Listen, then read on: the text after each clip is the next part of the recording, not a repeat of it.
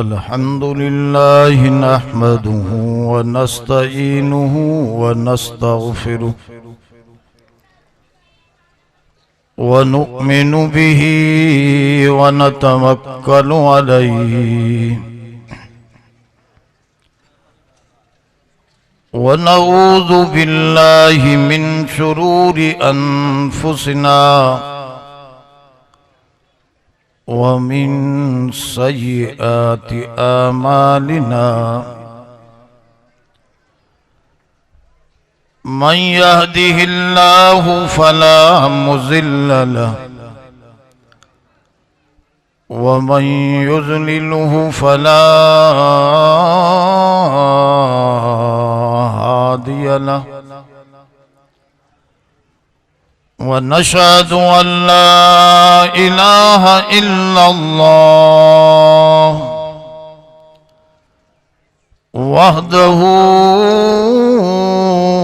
ला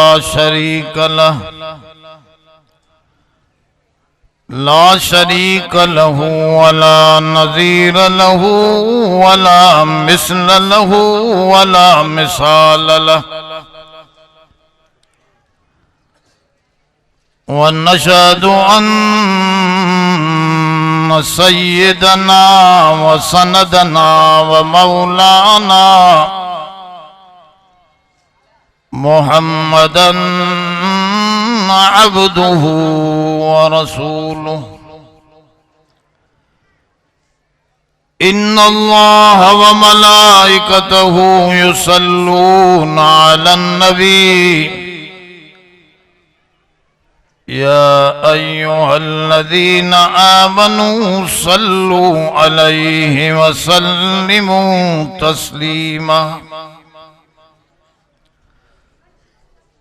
अल्लाहुम्मा सल्लि अला मुहम्मदिन व अला आलि मुहम्मद कमा सल्लैता अला इब्राहीम व अला आलि इब्राहीम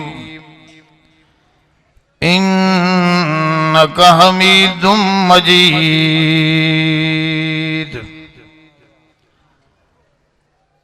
अम्मा बादु फ़क़द क़ाल अल्लाहु तबारक व तआला फ़िल क़ुरआनिल मजीद वल फ़ुरक़ानिल हमीद। अऊज़ु बिल्लाहि मिनश शैतानिर रजीम। बिस्मिल्लाहिर्रहमानिर्रहीम। या अय्युहल्लज़ीना आमनु उदखुलू फिस्सिल्मि काफ़ा वला तत्तबिऊ खुतवातिश शैतान इन्नहु लकुम अदुव्वुम मुबीन।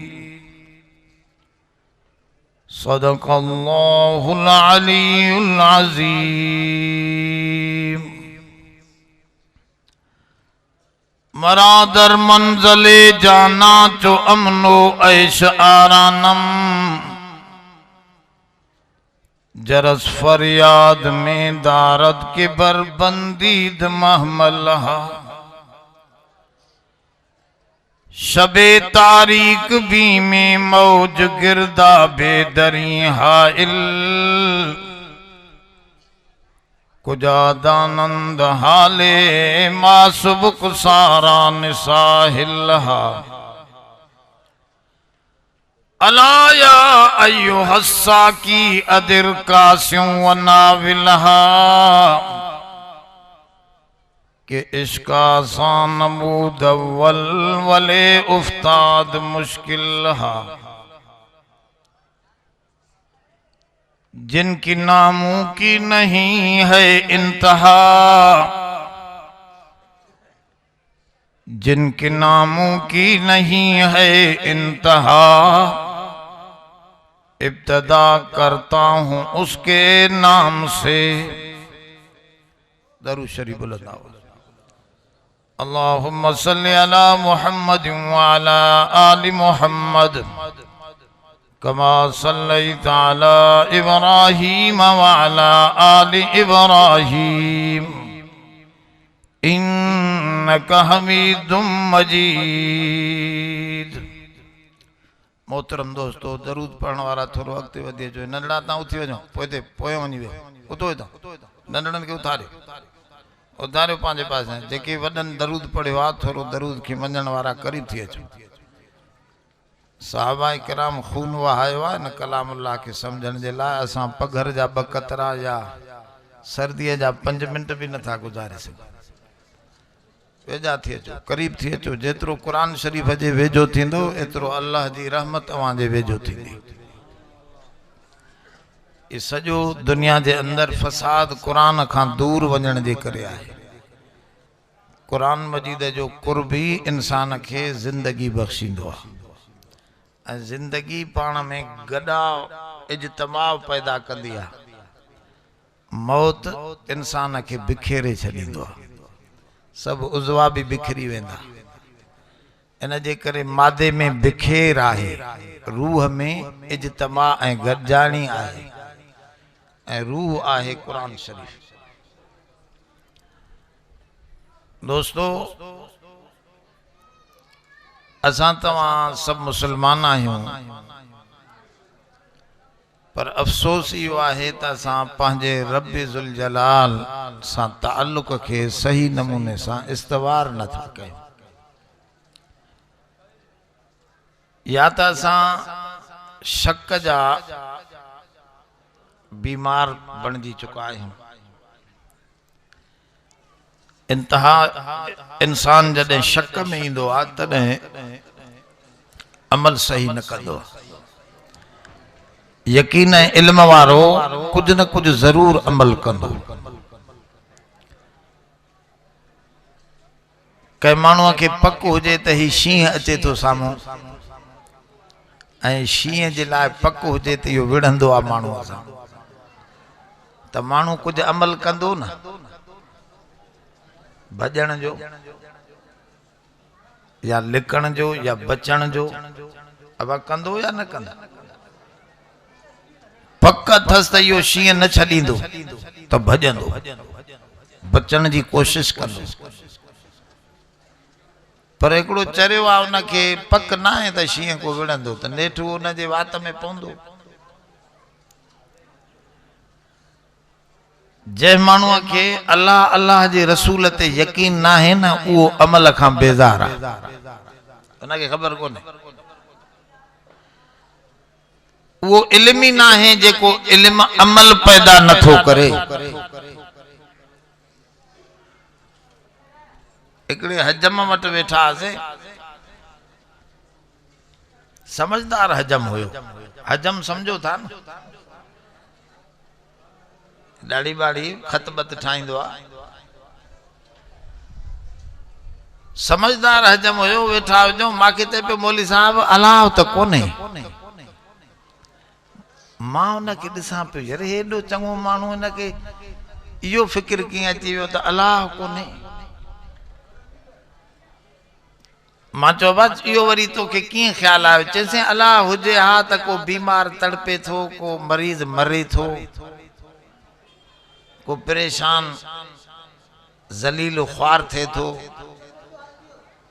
को मालिक ख़ालिक हुजे हा त पंहिंजे मिल्कियत खे संभारे हा न मौली साहब। हे त ईअं माण्हू वतन था ज़लील थींदा, को काथे मुयो पियो आहे, को काथे ख़तम थियो पियो आहे। काथे आहे मालिक? समझो था सवाल? थोरो होश में वियो यार। अञा मां सां हीअं गुफ़्तगू ई करे पियो, कुदरती हिकिड़ो चरियो अची निकितो हुते। हेॾा वार हुजनि से, ॾाढ़ी बिखरियल वात, मुछां भरियूं पयूं हुजनि, हीअं बूजरो किनी शक्ल कढियूं, ईअं निकितो। त मां चयो हिनखे ॾिसें थो? चए हा। मां चयो लॻे थो तव्हांजे शहर में हजम कोन्हे। समझो था? उन छा चयो हो त अलाह। मां उनखे चयो यार लॻे थो तव्हांजे शहर में हजम हजम कोने जे न सही हजम तो खोड़ न मां भी हजम मां चो हिन वीचारे जी हालत हेड़ी लगी पिया हेड़ा वार हे वात में मुछा पवन थियूं को ठाएस तो चेसा यो चंद्रो पाण नथो अचे न मां चो मसलो तो जे सवाल जो जवाब थी वयो त इयो मजलूम इयो बीमार इयो परेशान इयो पाण अल्लाह दे नथो अचे जो अचे त रब बुधण ला तैयार है गाल समझो था उन त कुरान शरीफ में चई छडियो उदऊनी अस्तजिब लकुम ऐ परेशान मुखे सद कर त मां तो जी दुआ जरूर कबूल कंदुस उन त चयो पर को अचे न संभारे न मालिक ये जोरी कंके न चिंबड़ाइंदो कुरान में चयो थस अनुलजिमकुमू व अंतुम लहा कारिहून रब तो फरमाए मां तवा के वणा न वणा तवा के जोरी चिंबड़ाया फिक्र नन्ना मुखे जरूरत कोने तोखे जरूरत आ तू थोरो वधंदे त मां घणो वधंदुस तू थोरो सुरकी त अच न तो दे वधंदो उन जो वायदो त तू थोड़ो अच मां दे तू गिरठींदे मां हथ ईंदुस तू हथ ईंदे मां पंध ईंदुस तू पंध ईंदे मां भजंदो ईंदुस तू भजंदो ईंदे त मां चवंदुस नहनो अक़रबु इलैहि मिन हब्लिल वरीद मां तो जे साह जे रग खां भी वधीक वेझो आहियां पर तू थोड़ो मुडे अच त मां भी सजो तो डांच अल्लाह के परवाह ना है जरूरत असा के जरूरत वो बाने का दिसण या गाल तो चाहे त ही कंजो ताबेदार थी रहे थी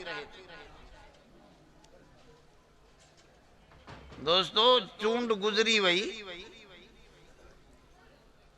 चूंडा थी वही जै के वोट देना वो मसलो कोने मूं वट मुके कुरान शरीफ जी गाल समझाए रब जी ज़ात फरमायो इन्ना अरज़नल अमानत अला समावाति वल अर्ज़ वल जिबाल फअबैन अन यहमिलनहा व अशफक़न मिनहा व हफ़हमलहल इंसान इन्नहु कान ज़लूमन जहूला फरमा सा बारे अमानत जमीनन के आसमानन के जबलन के चौसे तम अमानत जो बार खणदो जमीनन आसमानन जबलन बार न खण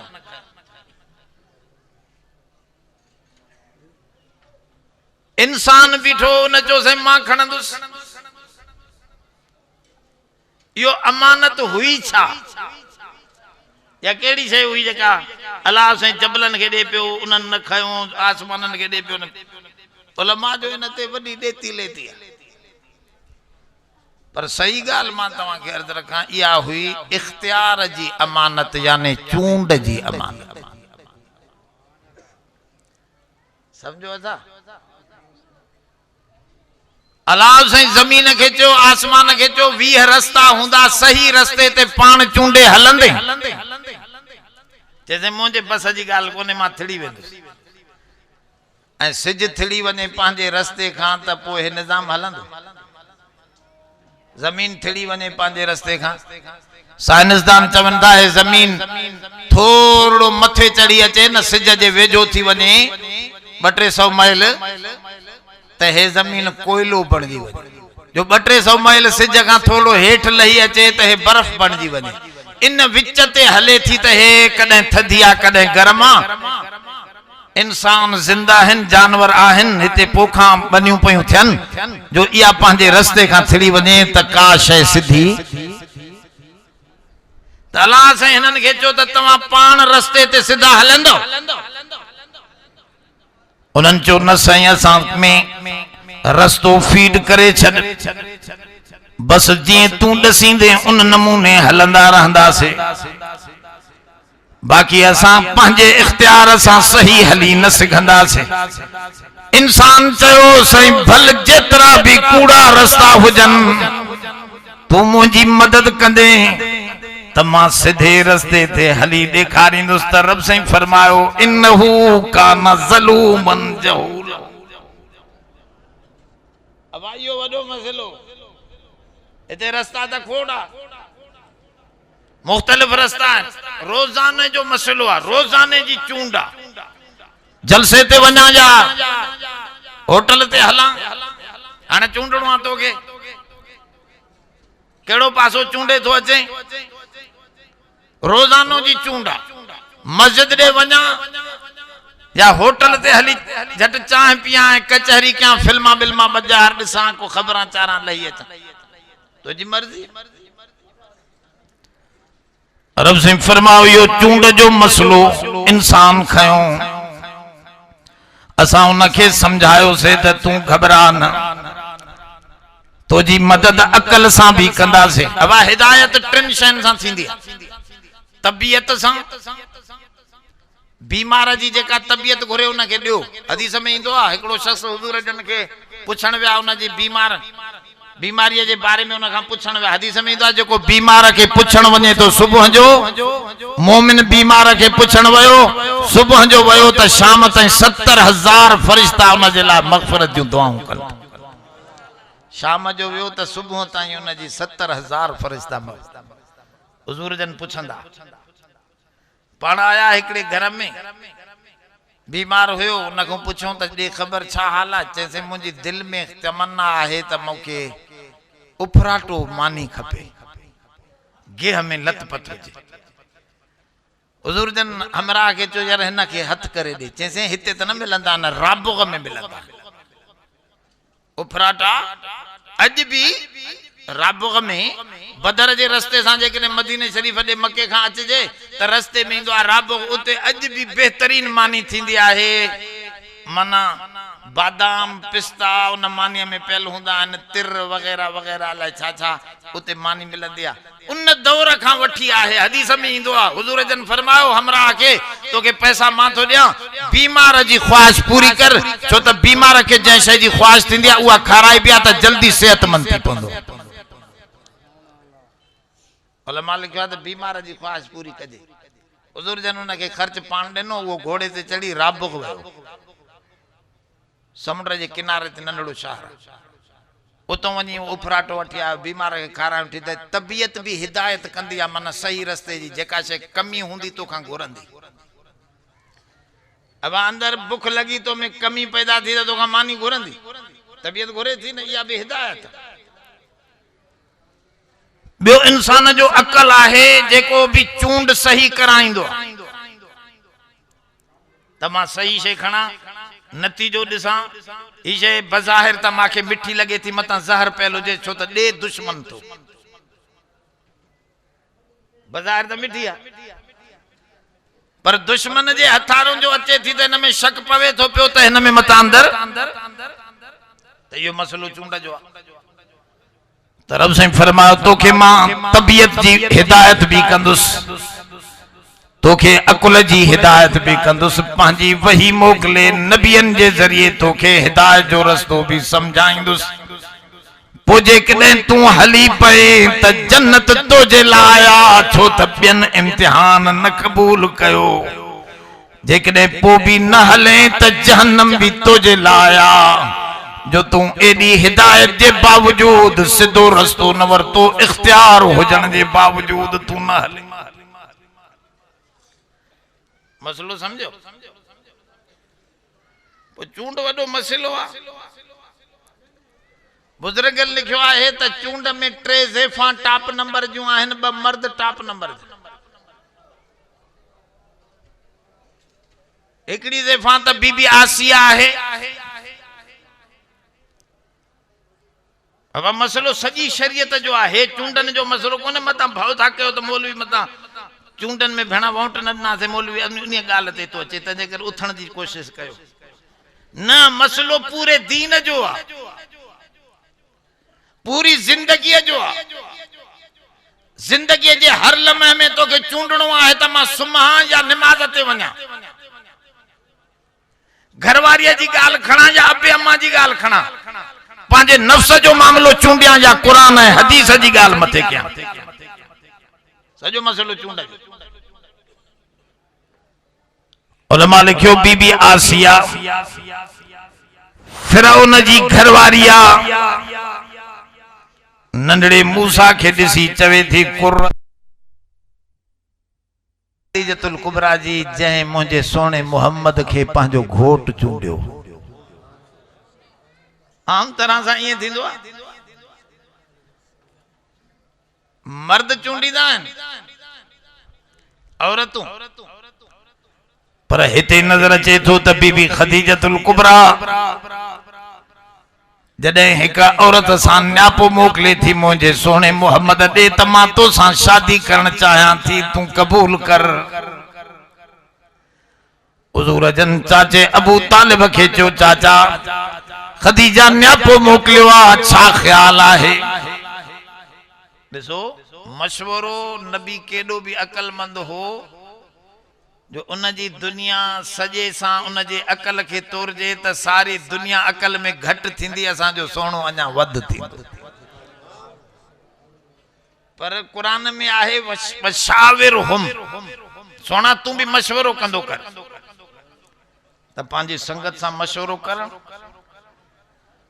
यो जरूरी अमर हुंदो। जेके छोकरियों अबे अम्मा जे मशवरे के सवा ईअं निकिरी थी वञनि पोइ सॼी उमिरि पछताईंदियूं,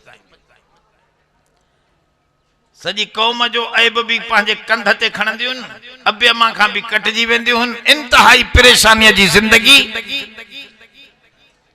मशवरो भलो हुंदो।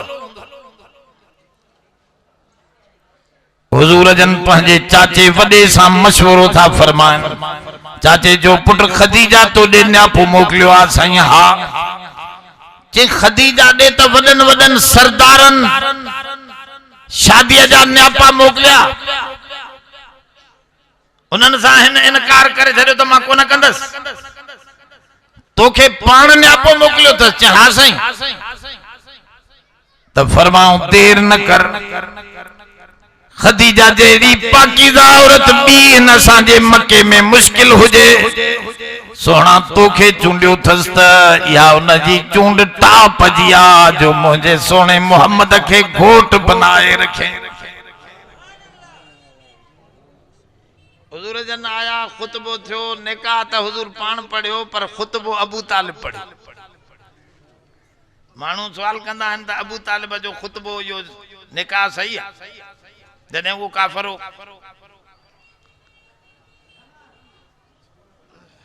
ए नबूवत का अग जो निकाह।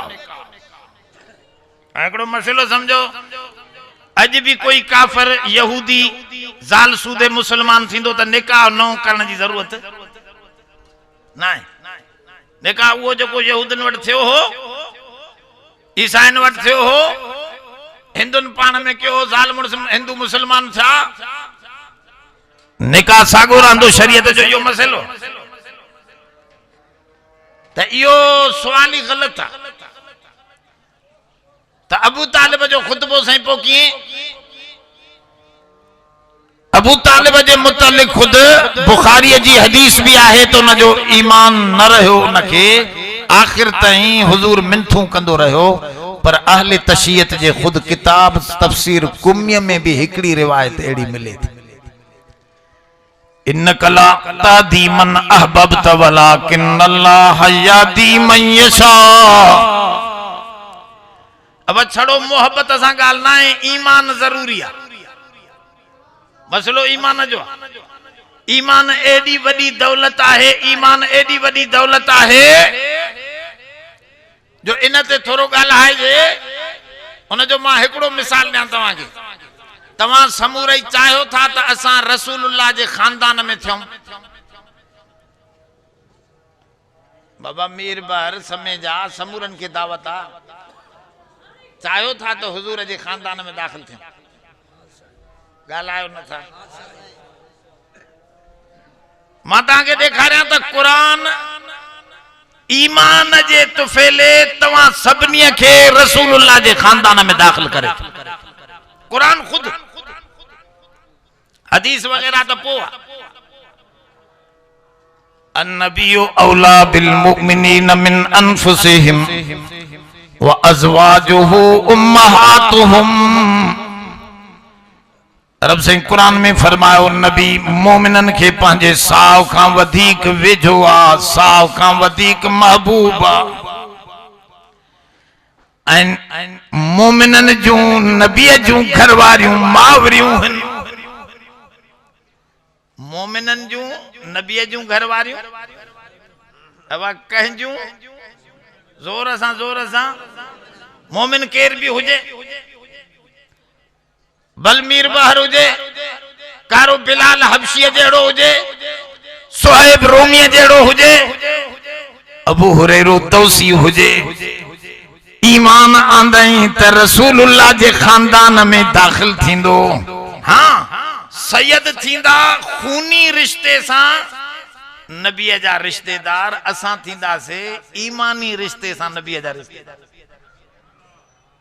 अब गाल समझो था ऐं मां तव्हांखे हिकिड़ो, छो त माउ जो थी त असां हुन जा पुट थियासीं न, केर थो चवे? अब छा में लिखियल आहे? हिन क़ुरान में लिखियल आहे न, अन्नबियु औला बिल मुमिनीन मिन अनफुसिहिम व अज़वाजुहु उम्महातुहुम। फरमा मोमिनन जूं नबी जूं घरवारियूं मोमिनन जूं मावरियूं हन। समझो था लाइन? जदे मावरियूं थी वयूं त असां हुनजी औलाद थी पियासीं ऐं ईमानी रिश्तो थियो। मां तव्हांखे ॿुधायां खूनी रिश्तो टुटी वेंदो आहे पर ईमान जो रिश्तो न टुटंदो। हिते भी कायम आहे त क़यामत में भी कायम रहंदो। खूनी रिश्तो टुटंदो, माण्हू चवंदा न टुटंदो, मां चवां टुटंदो। तव्हांखे ॾेखारियां क़ुरान शरीफ में लिखियो पियो आहे न। नूह अलैहिस्सलाम जे पुट जी तव्हां ॻाल्हि ॿुधी आहे। नूह अलैहिस्सलाम चए थो इन्नहु मिन अहली, ऐ रबे मुंहिंजे अहल मां आहे, मुंहिंजो रिश्तो आहे इन सां, मुंहिंजो पुट आहे। रब साईं तो फरमाए इन्नहु लैस मिन अहलिक इन्नहु अमलुन गैर सालिह। ऐं नूह हे तुझे अहल में दाखिल ना है, हे अमल गैर साले हुजण जे करे तुझे खूनी रिश्ते त आहे पर तो सां ताल्लुक टोड़े छडियो से। हे जहन्नम जो बल थींदो, तू जन्नत जो सरदार बन। अब आहे या ना आहे? ईमानी रिश्तो त मथे आ न।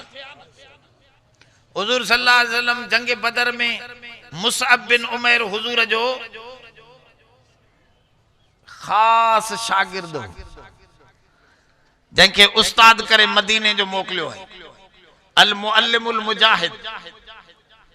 इन जो नालो ही लिखंदा आहिनि त उस्ताद मुजाहिद उस्ताद। जंहिं जंग उहद में झंडो झलियो त शहीद थी वियो पर झंडो किरण न छॾियो। रानन जे विच में झंडे के झले ईअं ई बस उते मरी वियो, शहीद थी वियो पर झंडो हेठ न किरियो। काफ़र ईअं समझनि पिया अञा बीठो आहे, झंडे किरण न छॾियो। इहो मुसअब वॾो अमीर जो पुटु, वॾी मिल्कियत वारो हो।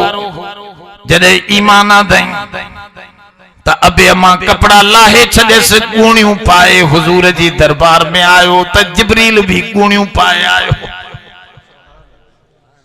पर जिब्रील है छाए? फरमा तो जो संगती साईं, तो जो सहाबी हजारन रुपयन जो जोड़ो पाईंदो हो, ईमान जे करे जोड़ा बोड़ा फिटी करे गूणी पाए तो जे दरबार में अचे थो, सभनी आसमान जे फरिश्तन के चयो वियो त तव्हां भी गूणी पायो जो मुखे महबूब जो महबूब ईअं नजर अचे थो। अब ॻाल्हि समझो थोरी। इहो मुसअब बिन उमैर, इन जो भाउ अजीज बिन उमैर। अजीज बिन उमैर जंगे बदर में अजीज बिन उमैर काफरा, उनके साहबा बधो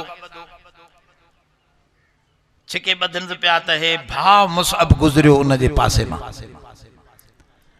त साहबा के चई औसिकू, अरे मजबूती सां इनके छिके बधो। इन जो पी मां वॾो मालदार पंहिंजे भाउ लाइ पियो चवे त भाउ हेठो मुंहुं करे चए पियो अदा भाइरूं तूं मुंहिंजे लाइ थो ईअं चवे ॿियनि खे ख़ैरनि खे थो चवे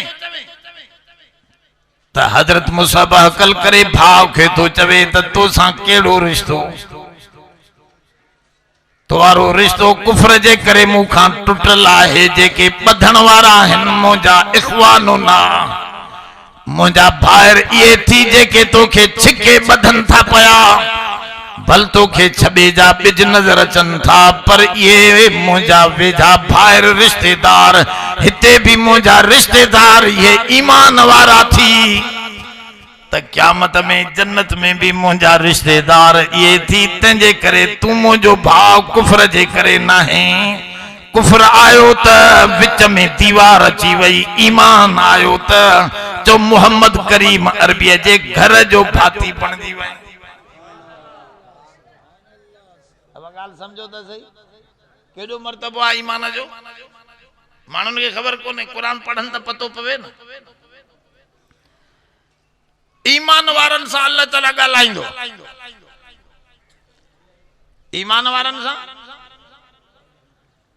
बीबी खदीजतुल कुबरा चूंड सोणी कई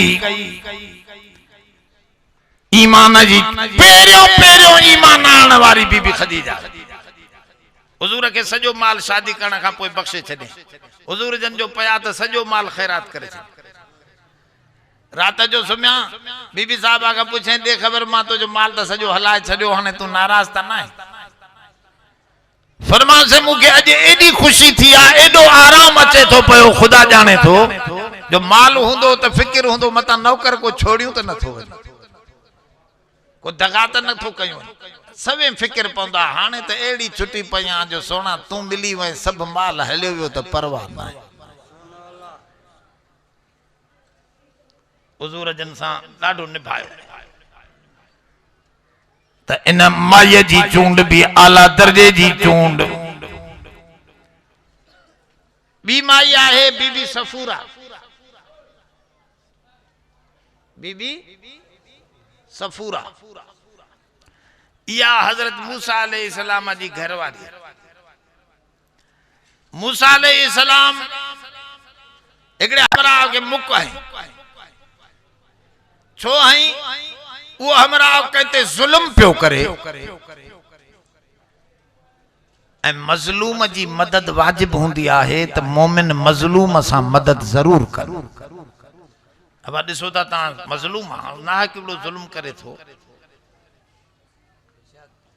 त तवा मजलूम सां साथी बनदी उनके जुल्म कर न छड्यो कोशिश कयो जितनी तवा में कुवत हुजे हजरत मूसा अलैहिस्सलाम मजलूम जो साथी बनजी उनके जालिम के जड़े परे थी जालिम परे न थी जब चवाए तो परे थी च न थींदुस परे उनके मारे पे वो जालिम एकड़े गरीब के विड़े पे मूसा अलैहिस्सलाम जो परे थे तो जा चई मुक भेणा त मालूम थे तो नबी छड़ो तबलीग न कंदा हन मुल्क मुका भी अब मसलो थोरो मथे भी त हलो न यो तबलीग पेरो डाको आ सजी उम्र इन पेरे डाके में बिठो आ बियो डाको चढ़े ही को नथी त मजलूम सा मदद करण में भल तवा सा झेड़ो थी पवे झेड़ो जोटबो कते हुजे वसबिरु वसाबिरु वराबितु रब से फरमाओ पांजी तकलीफन ते भी सब्र कयो पर जे कदे जालिम सा टकराव थी पवे त उन भी जमी लड़ाई लड़जो यकदम भाड़ी न थेजो हो जालिम बुराई ते जम्यो बीठो आ त तू हक ते जमी भी साबिरु जी माना या है राबितु जी माना तैयार रहो तैयारी भी हुजे मुकम्मल बहरहाल मुझे यो मौजू ना है मां या गाल समझाण चाहां तो त मजलूम जी मदद जरूरी मूसा अलैहिस्सलाम थोरो अगते वधी उन के परे परे करण जी कोशिश परे न पियो थे ठका फवकज मूसा कुरान में तजमा दोस्तन के चंदो कदे कदे मोचड़ो मानुआ के एड़ो सिधो कंदो आ जो कुरान सजो समझाए भी न सिधो थी हजरत उमर जो रात भी मां वाक़ियो पढ़ा पे हिकिड़े किताब में माण्हुनि खे शुबा विझंदो इधर उधर जा इस्लाम जे ख़िलाफ़ ॻाल्हियूं दिमाग़ में माण्हुनि खे अहिड़ियूं अहिड़ियूं थियूं अचनि सही। टे ॾींहं हिकिड़ो मूंखे डॉक्टर साहब वटि मिलियो वॾो क्लार्क हुजे मूंखे चई मौली साहब मां काफ़र थी वियो आहियां ऐं ख़ुशीअ सां चए पियो। मां चयो बा तूं त मुस्लमान जो ॿार तूं छो काफ़र थी वियो आहीं कीअं काफ़र थियो चइसि क़ुरान जी ॻाल्हि ग़लति थी वई न क़ुरान जी ॻाल्हि कीअं तूं ग़लति कई चइसि क़ुरान में लिखियल हो त माफ़िल अरहम मां माउ जे पेट में मां ॼाणंदो आहियां हाणे त साईं हे डॉक्टर ॿुधाइनि था पिया त हे छोकिरी आहे छोकिरा ॿुधाइनि था न पोइ माना क़ुरान जी ॻाल्हि ग़लति थी वई चइबो त हाणे असां ज्यादा क़ुरान जे मथां यकीन कोन था रखूं ईअं सिधो सौ थिए पियो। मां चयो बाबा तूं क़ुरान वारनि खां पुछो आहे सम्झो आहे अॻे तूं ईमान छॾी वेठो आहे चए भला तव्हां सम्झायो। मां चयो हिते माउ फिल अरहम में मां आम अरहम माना रहमन में जो कुछ थींदो अल्लाह खे ख़बर आहे सभिनी रहमन में हिकिड़े रहम जी ॻाल्हि कोन्हे सभिनी रहमन में। मां चयो हिकिड़ी छोकिरी कुंवारी हुजे शादी कयल न हुजे डॉक्टर उनखे अल्ट्रासाउंड करे ॿुधाईंदो त हिन छोकिरीअ जे रहम मां 4 छोकिरियूं थींदियूं 4 छोकिरा थींदा। अब ॿुधाए सघे कीअं थो ॿुधाए चए इहो त नथो ॿुधाए। मां चयो मसइलो त इहो क़ुरान थो चवे रब साईं थो चवे त छोकिरीअ जे रहम मां केतिरा ॿार ॼाईंदा नर ॼाईंदा मादियूं केतिरियूं ॼाईंदियूं केतिरी क़िस्मत खणी ईंदा कारा हूंदा भूरा हूंदा उमिरि केतिरी हूंदनि ज़िंदगी मां में सभु शयूं अची वयूं ये रब साईं त इहो थो चवे। जॾहिं ॿार ठही वियो अंदरि हाणे त ग़ैब में न आहे ज़ुहूर में ज़ाहिर थी वियो आहे ॿार छड़ो मां जो मथां पर्दो लॻल आहे उन पर्दे जे मशीन जे ज़रिए अंदरि ॾिसी वरितोसीं न ठहियल हुजे बाप तूं ॿुधा न त हिन छोकिरी कुंवारीअ मंझां 20 ॿार थींदा 5 मर्द थींदा बाक़ी 15 छोकिरियूं थींदियूं तूं सम्झाए सघे थो ईअं जे नथो सम्झाए सघिजे। मां चयो मसइलो क़ुरान जो इहो आहे इनखे चइबो मुतलक ग़ैब। जुनैद बगदादी जे दौर में हिकिड़ो हमरा आयो जिन हुयुसि चइसि तव्हां मुठ में पथरियूं झलियो मां तव्हांखे ॿुधाईंदुसि केतिरियूं बादशाह अंदरि वियो वञी 7 पथरियूं गणे अंदरि हथ में खणी आयो ॿाहिरि जो खणी आयो उनखे ॿुधाई जिन वारे अबा मुंहिंजे हथ में घणियूं चई साईं 7 यार हिनखे त ख़बर पए त जुनैद बगदादी रहमतुल्लाह अलैह फरमा हिनखे ख़बर कोन थी पवे हिनखे जिन थो ॿुधाए तव्हां हाणे ईअं कयो तव्हां गणे खणी आयो न पथरी चए हा चए हाणे बिना गणण जे खणी अचो ईअं मुठ विझी करे पोइ ॾिसो ॿुधाए। बादशाह जो हीअं गणे पाण बि न गणियूं त केतिरियूं पथरियूं पाण गणे त जिन ॾिसे न गणिया ई कोन हीअं मुठ में विझी करे खणी आयो पर मां हाणे ॿुधाए चए मूंखे सम्झ में नथो अचे। मसइलो इहो ॿियो आहे इहो ग़ैब त न आहे कुझु माण्हुनि खे ख़बर आहे कुझु माण्हुनि खे ख़बर न आहे इहो ग़ैब न आहे। ग़ैब इहो आहे जो कंहिंखे बि ख़बर न हुजे पोइ ॿुधाए। क़ुरान इन जी दावा कई आहे इनखे चइबो आहे मुतलक ग़ैब। चइसि मौली साहब तूं न हुजां त मां वाक़ई काफ़िर थी मरां हा 2 टे ॿिया बि सुवाल कयईं चइसि मां हाणे मुतमइन आहियां अल्हम्दुलिल्लाह मूंखे कलमो भरायो मां वरी मुस्लमान थी वियो। इहा हदीस में आयो आहे त ज़मानो अहिड़ो ईंदो जो सुबुह जो मुसलमान शाम जो काफ़िर शाम जो मुसलमान त सुबुह जो माण्हू खे अहिड़ा ख़्यालात ओ आलमनि जे वेझो न ईंदो दीन वारनि खां ॻाल्हि न सम्झंदो त पोइ अहिड़ा माण्हू शुबहात विझनि था पिया। हज़रत उमर जे दौर में हिकिड़ो अहिड़ा शुबहात विझंदो हज़रत उमर जोड़े वठी अचोसि हेॾे मां इन जा शुबहा सभु जवाब ॾींदासीं। अबा घुराए करे हज़रत उमर उनखे 2 नौजवान बीहारिया चढ़े सुबुह जो बि 2 छड़ियूं भञी छॾियोसि पुठीअ ते शाम जो बि 3 ॾींहंनि ताईं ईअं पुठी रत वहती थी वियसि। पोइ 3 ॾींहं ते अब्दुल्लाह इब्न अब्बास खे वठी हज़रत उमर आयो चए पुट हाणे तोखे को सुवाल आहे त असां जवाब ॾींदासीं। चइसि कोई सुवाल कोन्हे ख़ुदा खे मञो जान छॾियो त मां घर वञा। चए हिन जो ख़बीस शैतान हिनखे तंग पियो करे मोचड़ा जो लॻसि त दिमाग़ साफ़ थी वियो। وأنزلنا الحديد فيه بأس شديد रब साईं फरमाओ जी असां कुरान ऐं किताब लाथासे ये लोहो भी लाथवा मोचड़ो भी जी सिंध चौंदा है मोचड़े सां बदला जेकॾहिं मोचड़ो लगे त रस्तो वठंदो इन करे हदीस में इंदो आहे बार नंढड़ो हुजे 7 सालन जो त नमाज ला चओ जेकॾहिं 10 सालन जो थे इज़ा बलगु अशरन फजरिबू लहुम पो मार भी दोस हाली त यो बार मार जे करे नमाज पढ़ंदो पर पो आदत एड़ी पइजी वेंदस चोंदो मानी न मिले त न मिले पर नमाज न वणे त यो भी सुधारो हजरत मूसा अलैहि सलाम मुक जो है फवकद मूसा फकजा अलई रब से तो फरमाए मूसा जो मुक हयो त फैसलो ही उते थी वयो नबी जी मुक संकेर धले हुजूर जन हिकड़े काफर के थोड़ी तलवार है जंगे ओहद में हिते नक ते लगस मामूली जख्म ये रड़े पियो जी ढोर ढिकंदो त सब साथी पिया चवन उन काफर के चंद्रा लगो त धक मामूली थी कुछ भी ना असा जो बाहू कटियो पयुन जंगा कटियो पयुन त भी चुप कयूं पियाऊं एडियो रण चेबा ता के खबर ना है मुके नबी जी तलवार जो जरूर रखियो आ मुके ये महसूस थे तो सजो जबल ओहद मुझे मथों चढ़ी वयो नबी जो गजब जन अल्लाह जो गजब इन जे करे यदुल्लाह फौक ऐदीहिम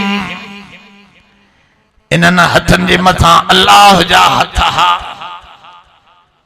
अल्लाह जा हथ एडो वडो वजन हमरा मरियो मूसा अलैहि सलाम वटी भगो 8 डी भजंदो रहो तो फिरौनी अगे कावड़े लेन माते वरी वेतर मानू मरी पियो थन हाने एको न छडींदा बाकी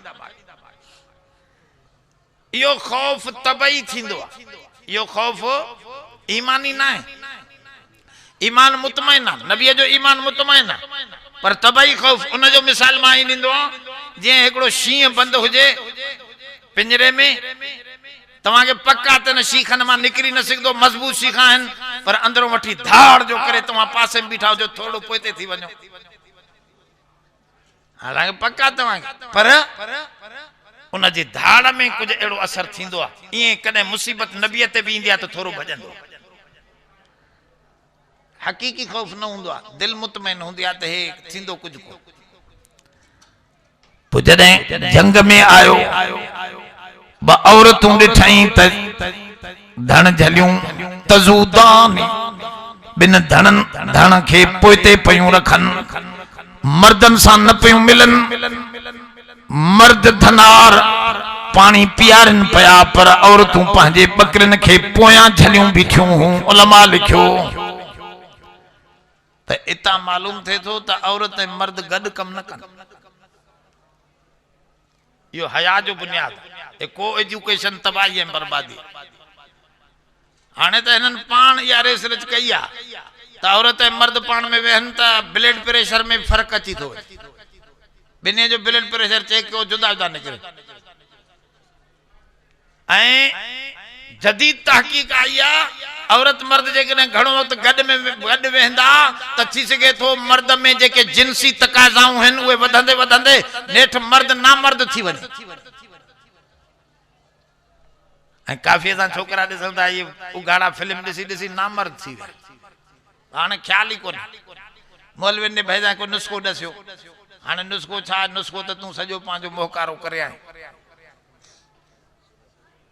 अब गाल समझो थोड़ी इस्लाम में जितना भी उसूल हैं सब तवा जी हिफाजत दे लाए वनुनज़िलु मिनल कुरआन मा हुवा शिफाउन व रहमतुल लिल मुमिनीन रब फरमाओ हे कुरान शिफा करे मोकलियो तमाम दवा करे न गाल समझो अथा लाइको कुरान दे सो लफ्ज कुरान दे में कमाल इन तो चवे वनुनज़िलु मिनल कुरआन दवा व रहमतुल लिल दवा न तो चवे शिफा छो दवा कदे फायदो दींदी कदे फायदो न दींदी शिफा जी माना फायदो ही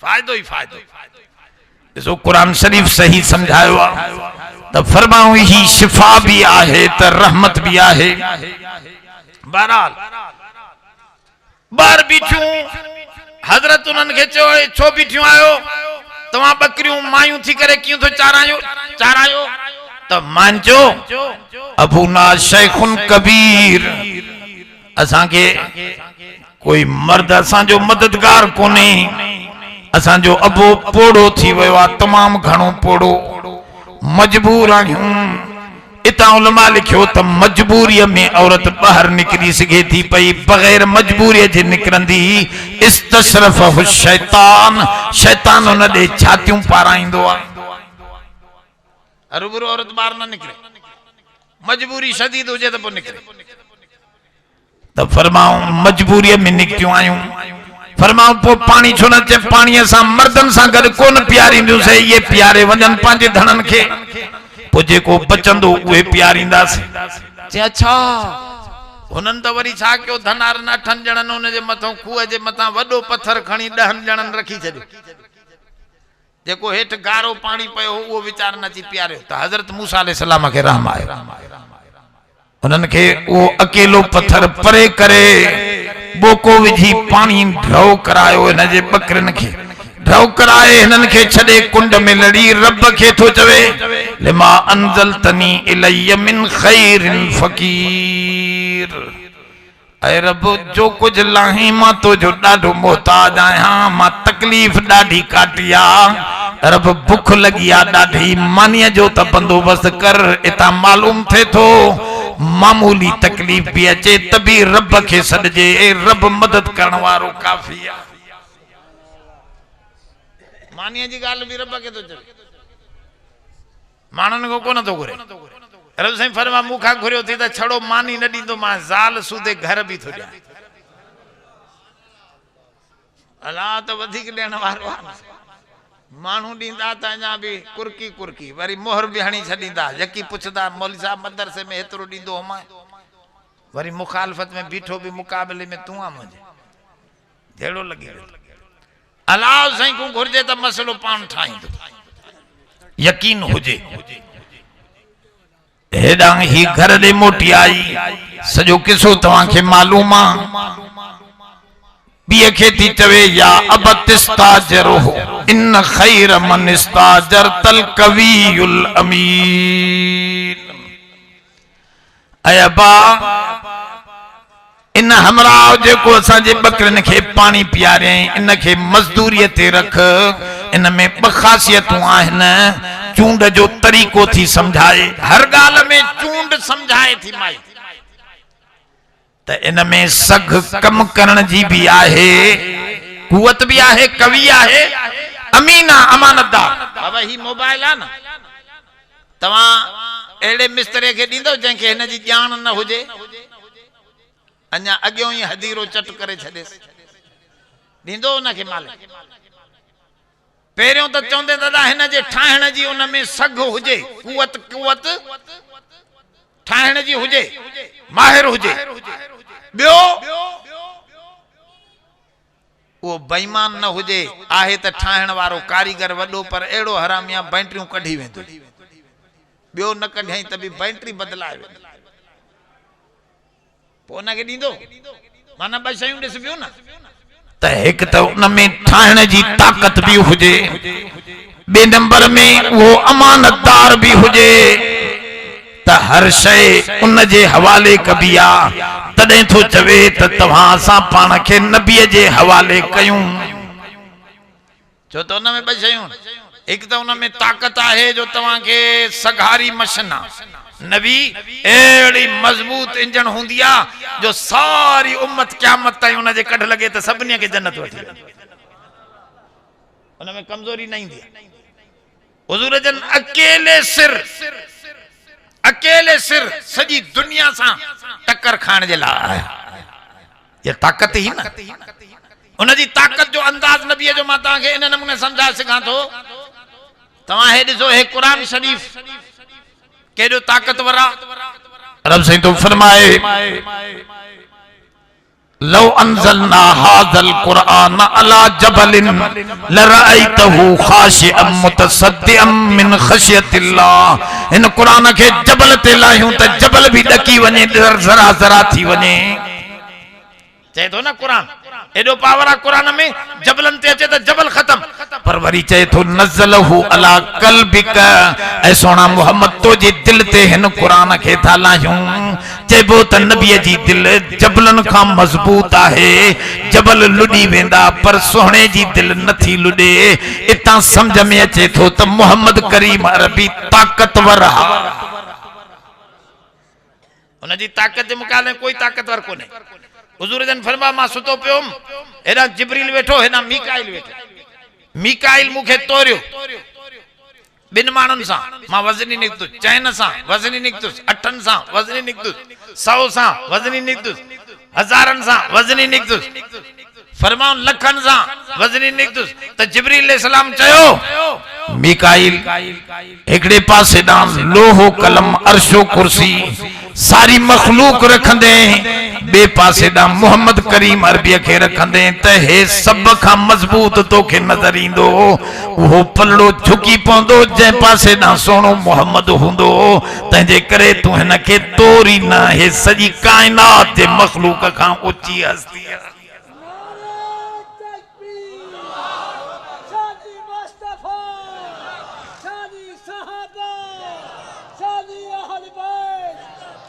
अब समझो मसलो त वाग पांजी उन जे हवाले कभी जमे पावर हुजे छिकण जो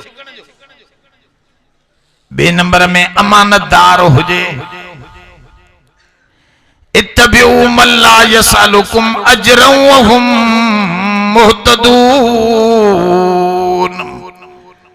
वो हमरा सूरत यासीन वारो पांजी कौम के तो चवे यारो हेड़न रसूलन जे कढ लगो जेके मजदूरी भी न था वठन हिदायत भी आहन जो इन हिदायत जी मजदूरी वठन त असा पूरा ही न पाऊं पर मजदूरी भी न था वठन पंजो पेट कटे भी रस्तो सिधो था दिखारन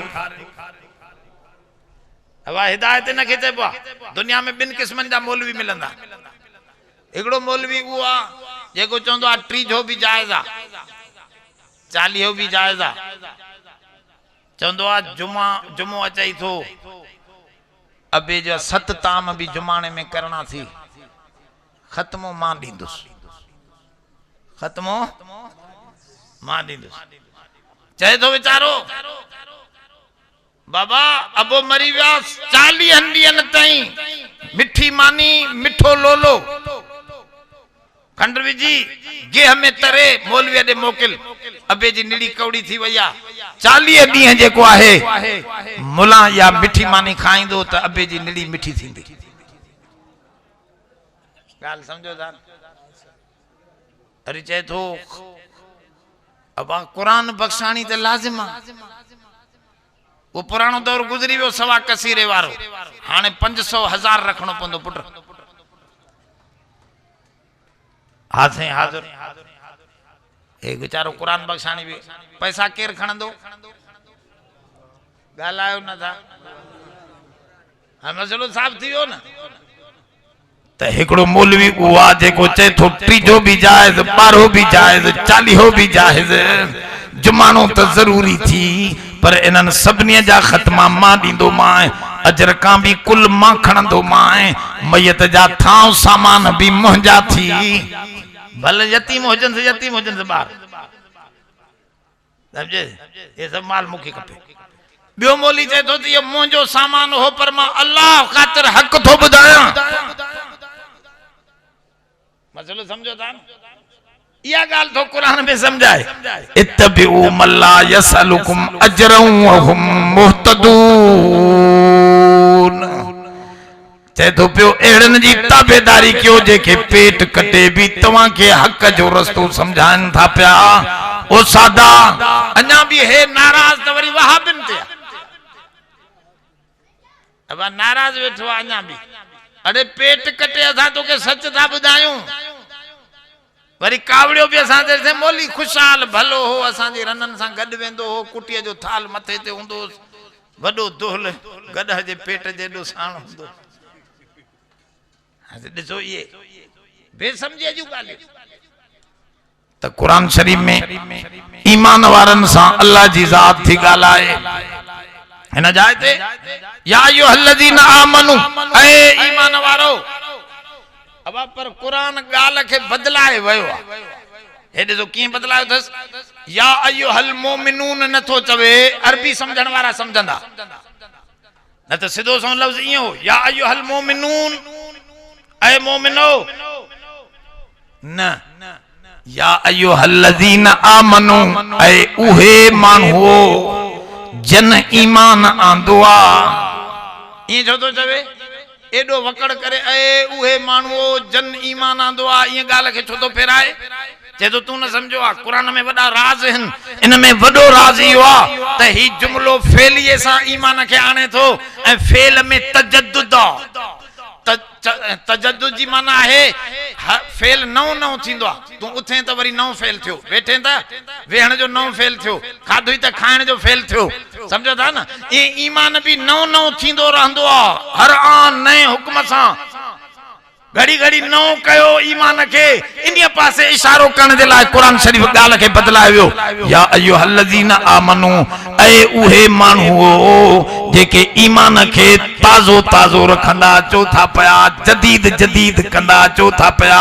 तजद्दुद ईमान जो अंदाज जेके ईमान के चमकाईंदा रहो था पया। तमा सा गाल है तमा ईमान जो कदर कयो आहे, इन करे तमा ईमान जे हिन कचहरन में अची ईमान के ताज़ो था कयो। तवा सा रब थो गाल्हाए। उन्हनि सां कोन जेके होटल ते मोमिन वेठा आहिनि, उहे ईमान के ताज़ो करण लाइ कोन विया, वञा ईमान जे मथां ज़ंग चाहण विया। इन करे ॻाल्हाए तव्हां सां थो या अय्युहल्लज़ीना आमनू ऐ ईमान वारो, ऐ ईमान के नौ करण वारो। ॿुधो उदखुलू फिस्सिल्मि काफ़ा, दाखिल थी वञो इस्लाम में पूरा जो पूरा। इस्लाम सिल्म, सिल्म जिद है हर्ब जो, हर्ब जी माना जंग, सिल्म जी माना तस्लीम मञण, जंग खत्म कयो। इस्लाम में अमन है, बाकी दुनिया जंग जी शिकार। ए सजी दुनिया में जंग छो थी थे, ए इस्लाम का इनहराफ आ, इस्लाम सा टकराव आ। जदे इस्लाम सा टकराव थींदो अमन न मिलंदो। गाल समझो। Cycle motor, Honda cycle motor तव्हां ॾिठी हूंदी सभिनी, होंडा साइकिल मोटर। हाणे होंडा साइकिल मोटर पन्ने जो हिकिड़ो मिस्त्री चवे त होंडा साइकिल मोटर के मां समझो आ, होंडा कंपनी वारनि न समझो आ। इहो सही आ उनजो चवण। अड़े जंहिं कंपनी ठाहियो आ उहो न समझी आ, तूं अची पन्ने जो मिस्त्री समझो। ॻाल्हि समझो था। इंसानन के जंहिं अलाव ठाहियो आ, हिन जी कल के समझण वारी ज़ात भी।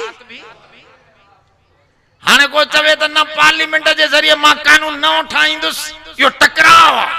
टकराव थियो त अमन न मिलंदो। गलत ॻाल्हि। उदखुलू फिस्सिल्मि, तस्लीम में अची वञो। अल्लाह सां भी टकराव न रहे, रसूलुल्लाह सां टकराव न रहे, मानू मानू सां टकराव न करे। यो तदे थींदो जदे सब इस्लाम में इंदो, न त टकराव लाजमी अमर है। अब हर एक जो ख्वाहिशूं जुदा है। वो चाहे तो इन जमीन जो मालिक मां हुजा, मां चवा तो मां हुजा, बियो चाहे तो मां हुजा, टकराव थींदो न। इस्लाम का फैसलो वठंदासे, सब इस्लाम के मञींदासे त बस गाल खत्म थी वेंदी, टकराव न रहंदो। टकराव तदे हां जने असां पंहिंजे ख्वाहिशात ते हलऊं था। ख्वाहिशात के खत्म कयूं, इस्लाम ते हलऊं त टकराव खत्म थी वेंदो, जुल्म खत्म थी वेंदो, सब मञे वेंदासीं। ऐं अहिड़ो मञणो आ फला वरब्बिक ला युमिनून हत्ता युहक्किमूक फीमा शजर बैनहुम। अल्लाह से तो फरमाए वो मोमिन ही ना है जेको नबी के, नबी जे फैसले, नबी जी शरीयत के एतरो मने युसल्लिमु तस्लीमा, दिल सा मने वे। उन जो हिकड़ो मिसाल मा ता के तव्हां के खबर आ, मसलो मालूम हुंदो। छोकरी वडी बालग हो जाए तो उन खां पुछबो आ निकाह में त तू फलाणे सा तो के शादी करायूं था। छोकरी चवे त मां न कंदस, मां राजी ना हां, निकाह थींदो? यार ॻाल्हायो न था यो सिधो सो मसइलो आ छोकरी वडी आ नंढी भी ना है वडी बालक छोकरी आ उनके चऊं था फलाणे छोकरे सां तुझो शादी करायूं था चए थी मां राजी ना आहियां मां न कंदस निकाह थींदो भल मुला पढ़े भल अबू अमा चवे निकाह न थींदो कोई भी दुनिया जी शरीयत न थी चवे अब छोकरी राजी ना है हाणे बुधो अल्लाह जे नबी के एडो मञणो आ जो पांजे नफ्स खां भी मथे पांजे नफ्स खां भी मथे हाणे समझो बीबी ज़ैनब है हुजूर जी पुफिया जी धी हुजूर जन उनके पांजे बाने ज़ैद सां शादी था करान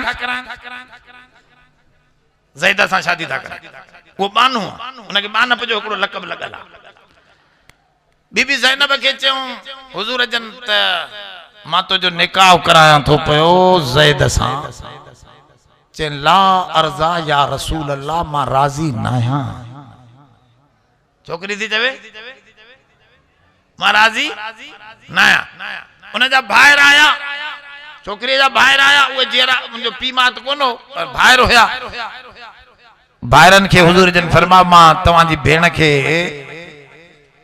बाने ज़ैद सां निकाह तो कराया ते भाइरन भी जो ला अर्जा या रसूल अल्लाह असां राजी ना आहियूं असां राजी ना आहियूं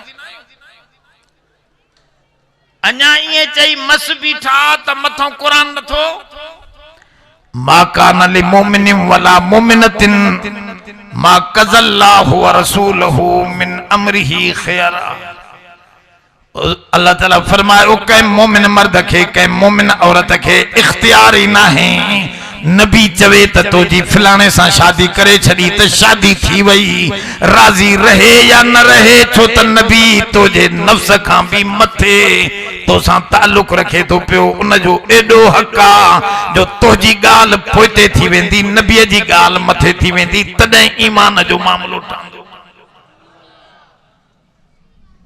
मसलो समझो आने वरी असां पुछंदा आहियूं साईं मौली साहब मुफ्ती साहब ए फैसलो जो शरीयत वारो करायूं फायदो थींदो त पोइ असां मौलवी वटि करायूं जो फायदो न थींदो त पोइ राजूणो करायूं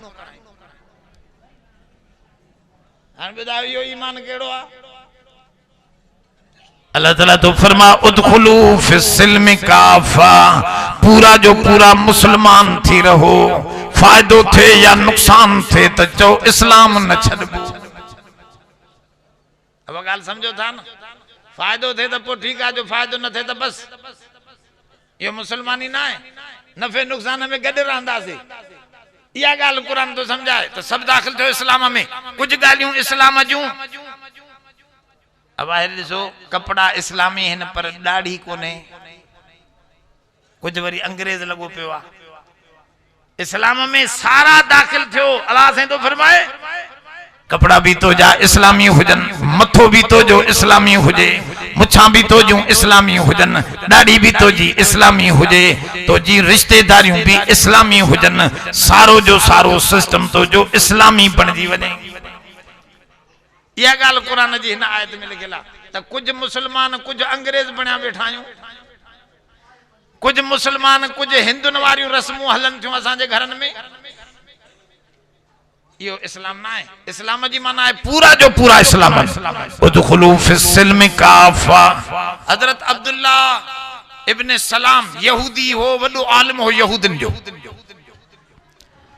मुसलमान थियो यहूदन वट उठ हराम हो यहूदन वट उठ हराम हो तौरात में लिखियल अल्लाह से उन्हनि ते हराम कयो पर अल्लाह से फरमाया कुरान में असां कोन कयो से याकूब अलैहिस्सलाम जी जंग में सूर पयो हो पो मन्नत मनी हई त मां हिकड़ी महबूब शय न खाइंदुस पो उन जो उन के प्यारी प्यारो गोश्त हो उठ जो पो उन जी जंग ठीक थी वई तो हुन जो मां हाने गोश्त उठ जो न खाइंदुस त पोयो असां तौरात जो मोकली से उन में भी उनन उठ खां अगे पान परे थिया बीठा त असां भी खणे परे कयो से कुरान में जिक्र आई उठ न खाइंदुस तो यहूदी सजी उम्र उठ को न खाइंदा वो हराम समझदा इन जे करे हुजूर जन कुवन के भी यहूदी सजो एकड़े दफे हदीस में इंदो हुजूर फरमा कुओ यहूदी आछा चऊं साईं कीअं? फरमायो त ॿियो खीर रखंदा आहियूं त उन जो पीअंदो आहे, पर उठ जो खीर रखंदा आहियूं त उहो न पीअंदो आहे कुओ। माना एॾे इशारो कयो त उठ यहूदी हराम समझदा। पोइ हुजूर सल्लल्लाहु अलैहि वसल्लम जॾहिं आया त उठ हलाल कयो। असांजी शरीयत में उठ हलाल आहे, बल्कि हाणे त सॼी दुनिया में साबित थियो आहे। सखर ॾे वञो, कराची में वञो, घिटिन घिटिन में उठ जलियूं बीठा आहिनि। इन जो खीर पियो, शुगर ख़तम, पेट जूं बीमारियूं ख़तम। हुजूर त सॼो पीअंदा ई उठ जो खीर आहे। हाणे त बा इन जे लाइ सॼी दुनिया चवे थी त उठ जो खीर पियो। छो? उठ जे खीर में सणब कोन्हे, इन जे करे दिल जी बीमारी बि न थींदव उठ जे खीर सां। सणब जेको आहे न, इहो नुक़सान ॾे थो, अंदरि रगनि में ॼमे थो। उठ जो गोश्त हलाल थियो असांजे इस्लाम में। त अब्दुल्लाह इब्न सलाम यहूदी हो, उन सॼी उमिरि उठ न खाधो। चई साईं मां उठ खे हलाल त समझां पर खायां न। हिकिड़ी शयूं हलाल हूंदियूं पर वणंदियूं न आहिनि। कनि माण्हुनि खे वॾो गोश्त न वणंदो आहे, हलाल समझदो आहे उहो वीचारो। त अब्दुल्लाह इब्न सलाम बि चयो त साईं मां हलाल समझां पर खायां न, छो त सॼी उमिरि खाधो न थम। चन था इहा आयत नाज़िल थी, उदखुलू फिस्सिल्मि काफ़ा, इस्लाम में पूरा जो पूरा दाखिल थियो। जंहिंखे हलाल समझो था उहो खायो बि सही। ईअं न जो कुछ यहूदिन वारियूं ॻाल्हियूं, कुछ इस्लाम वारी ॻाल्हि न, न पूरो जो पूरो इस्लाम में दाखिल थियनि। ईअं आहे, नबीअ जे हर हुक्म जी इज़त रखो। यो मसलो आहे। असां कुछ पंहिंजे मुआशरे जा, मुआशरे में पर्दो कोन्हे त असां चवंदा पर्दो कोन्हे। मौलवी साहब हाणे ॿाहिरनि खां कहिड़ो पर्दो? साईं सां वटि ॿाहिरनि खां हुजूर जन फरमा अल हम वो मौत, देर त मौतिन, देर त मौतिन। हुजूर जो फरमान आहे, पर्दो त असली हिते थींदो, ॿाहिरियों त बुराई कोन कंदो आहे। ताज़ो रिपोर्टूं अचनि थियूं पयूं त जेतिरी बुराई हिंदुस्तान में थिए थी ऐं सभु रिश्तेदार कनि था। 55% खां बि मथे उन्हनि ॿुधायो त रिश्तेदार ज्यातियूं कनि था। त पोइ रिश्तेदारनि खां पर्दो ज़रूरी आहे न? इस्लाम जो हुकुम सही थो निकिरे। ताक़ी करे दुनिया हिते बीहंदी त फरमाऊं उदखुलू फिस्सिल्मि काफ़ा, इस्लाम में पूरा जो पूरा दाखिल थियो। वला तत्तबिउ खुतवात शैतान, शैतान जे कदमनि ते न हलो। कदमनि ते कीअं? माना आस्ते आस्ते माण्हू हलंदो आहे, शैतान बि आस्ते आस्ते हरामी छिके वेंदो आहे, यकदम न छिकींदो आहे। त मशहूर ॻाल्हियूं अहिड़ियूं ख़ुदि हदीस में आहे। ॿ भाइरा, उन्हनि खे हिकिड़ी भेण हुई, पाण कमाइण पिया वञनि वीचारा परे, उहा भेण छॾियऊं हिकिड़े नेक माण्हूअ जे घर में। उन नेक माण्हू चइबो आहे तव्हांजी छोकिरी ख़ैर आहे, मां पाण वटि कीअं रखंदुसि, त बालग आहे छोकिरी, वॾी आहे। चन साईं असांखे ॿियो को घर अमन वारो कोन्हे, तव्हां नेक माण्हू असांजी छोकिरी रखो। हदीस में आहे। हिन वीचारे रखी, चई कमरो जुदा ॾियोसि, कमरो जुदा ॾिनो।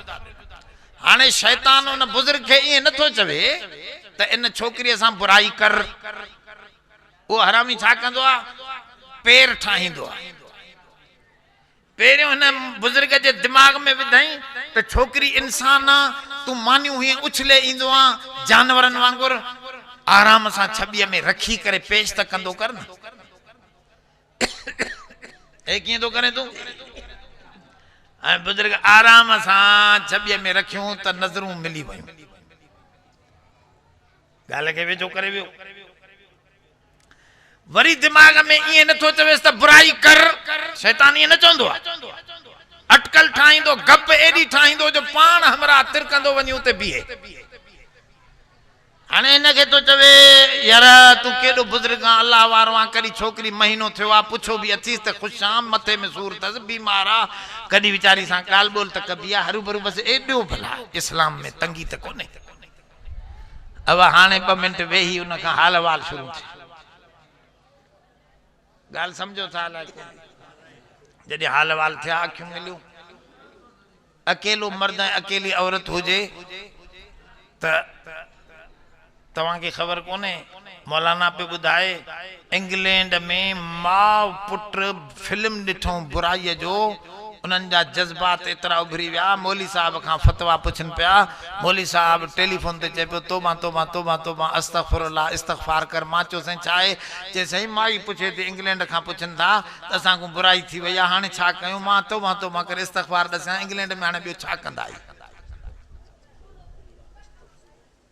अब ॻाल्हि सम्झो था ये बुराई ईअं कंदो आहे यो आहे खुतवात शैतान शैतान हिकिड़ो कदम खां पोइ ॿियो कदम ॿिए कदम खां पोइ टियों कदम ईअं वेझो कंदे कंदे कंदे बुराई थी वई त छोकिरीअ खे पेट थी वियो हाणे मौलवीअ खे वरी ॿियो शैतान ॿियो कदम हाणे आणे थो त बाबा तूं त मौलवी आहे बुज़ुर्गी तुंहिंजी ज़ाहिर थींदी सॼी दुनिया में हाणे त हिन छोरीअ खे मार जिंद छुटाई न त हाणे तूं बि मरंदे अब छोरीअ खे मारे ईअं खॾे में सटे मथो मिटी विझी छॾियईं ॿाहिरि हुन जा आया चयईं हाणे खून भी कराए अगे ज़िना कराए हाणे खून कराए हुन जा ॿाहिरि आया उनखे चई त हो त मरी वई तव्हांजी छोकिरी मां पूरे छॾी आहे ॿाहिरनि ॾिठो भेण हे त सही नमूने सां क़बर बि ठहियल कोन्हे हे कीअं मरी वई खोटे अदा ॾिसंदासीं असां चइबो न खोटियो चए न से मां खोटे ॾिसंदा नेठि हुन ज़िद करे खोटियो त भेण उहो छोकिरी टुकड़ा टुकड़ा थी पई हे छा सिद्धो वठी आया बादशाह वक्त ॾे हदीस में किसो आयो वक्त जे बादशाह ॾे वठी आया उनखे उन बुजुर्ग खे त हिन बदमाशी कई आहे वठो मारियो सज़ा ॾियो शैतान निकितो अची ॾाड़ीअ सां हाणे वरी टियों कदम शैतान अची ॾाड़ीअ सां निकिरी हिन बुजुर्ग खे चए थो बचायां जा यार बचा तू काथों जो बुजुर्ग आहे मां वॾो बुजुर्ग आहियां चे कीअं बचाया चे मुंहिंजो शर्त इहो थी मूंखे सजदो कर हिते त पोइ मां बचा अब हे उन जे अॻियां सजदे में किरी पियो ईमान हलियो ज़िना थी कूड़ थियो कत्ल थियो हाणे ईमान ख़त्म इए आस्ते स्टेप बाय स्टेप चढ़ंदो ईंदो खुतवात ये अल्लाह ताला कुरान ते थो त पेरे कदम ते पैर रखी त वरी बे ते खणी वेंदी अब मानू सेहतमंद हुंदो त बीमारी खां डरजे बीमार मानू छा खां डरजे मौत खां डरजे माना एडे वठी वेंदो न मामलो त इहो मसलो कुरान समझाए तो वला ततबिउ खुतवात शैतान इन्नहु लकुम अदुव्वुम मुबीन बेशक वो पत्थरो दुश्मन तव्हां जो अब शैतान छाए मौलविन जे कढ न लगो पर शैतानन जे कढ त न लगो वो पत्थरो दुश्मन तव्हां जो वठी तो वने हेडे होडे असा जो मौली साहब गंदा मिसाल दींदो आ पो हिकड़ो मिसाल माके वणदो त आहे गंदो मिसाल वणदो डाडो आ माके वो मिसाल जे माइन के बार जाइंदो आ न पो रोइंदियूं डाडो गाऊं कंदियूं कुरान शरीफ में भी आहे हमलतु कुरहा व वज़अतु कुरहा तो जी मां तोखे जणियो भी डाढी तकलीफ सां हो त खयो भी डाढी तकलीफ सां हो माना व्यम में माईअ खे ॾाढी तकलीफ़ थींदी आहे मौली साहब चए पियो साईं व्यम ॾिसंदा आहियूं न माइन जा रड़ियूं कंदियूं वीचारियूं दिलि में ख़्यालु ईंदो आहे इहा आईंदा मुड़ुस सां न सुम्हंदी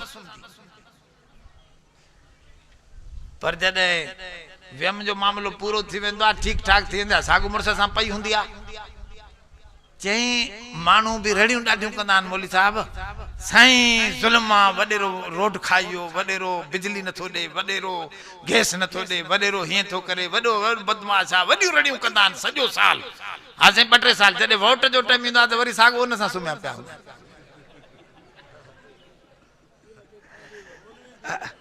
मौली वरी सभु गॾिजी वञनि था दुआ कयो त अल्लाह ख़ैर करे कुरान जे कढ लॻो बाक़ी मसलो सम्झ में नथो अचे वॾेरो काॾो सिधो हलाईंदो सम्झे इहो भुल आहे असांजी बि भुल आहे तंहिंजे करे यार ॻाल्हि सम्झो थोरो मसले खे सम्झो वला ततबिउ खुतवात शैतान शैतान जी ताबेदारी न कयो शैतान तव्हां खे कॾहिं बि भलाई ॾे कोन वठी हलंदो इस्लाम जे तरीक़े खे अपनायो अल्लाह ताला तो फरमायो वॾो दुश्मन आहे तव्हांजो हिकिड़ो हमरा मौली मांखे चए पियो शैतान क़ुरान थो चवे पधरो दुश्मन आहे अदुवम मौलवी हुजे वॾो मौलवी हुजे मूंखे चई मूंखे हिकिड़ो दिमाग़ में यकी सुवाल आहे मौली साहब तूं मता हल करें मुझे बुधा चे छाए चैसे असल मसलो ही आ त अल्लाह से कुरान में चे तो शैतान पधरो अदु मुबीन मुबीन चे वा पधरो खुलियल दुश्मन सही काथे आ खुलियल हरामी नजरे त मोचड़न सा बूथ वनी छडा कुरान जी या गाल मा के समझ में ना आई चे त पधरो दुश्मना पधरो काथे आ तो मां चो भला एकड़ी गाल समझे बाह ए पानी जी दुश्मनी पधरी आहे जहा यो त अकल में पधरी है अकल जे लिहाज खां अब बाह पानी देगड़िया में विझी हेठो बाह दियो पानी मथो एडी कावड़ कंदो आ जोश कंदो आ त मां जो ये देगड़ी कढो त मां इन बाह के विस्माया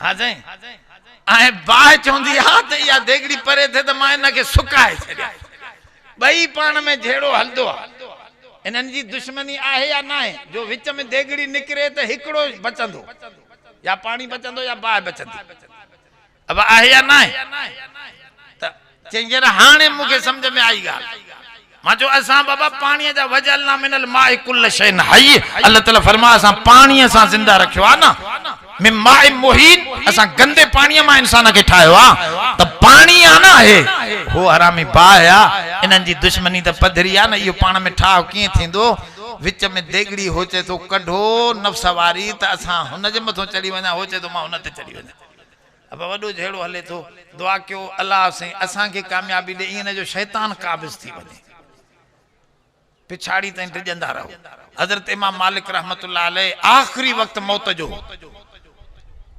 चे पियो अन्या न